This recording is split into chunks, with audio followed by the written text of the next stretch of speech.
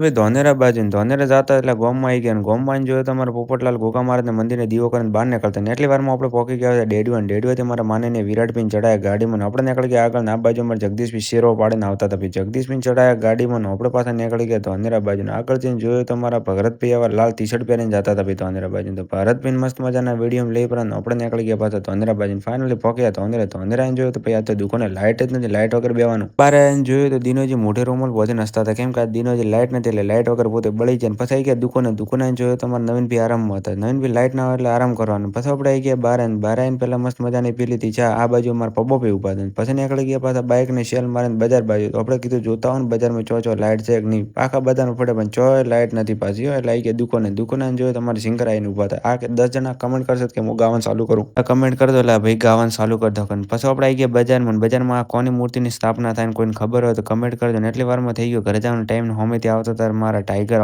મારો વાઘ વળ્યો વાઘ ભાઈ. પછી આપણે આવી ગયા આગળ ના બાજુ જોયું તમારે જગદીશભાઈ જેક લગાડીને ગાડી ઊંચી કરતા હતા પણ મને નહીં લાગતું હતી મેળ થાય અહીંયાથી જેક ઊંચું નહીં થતું શું થશે.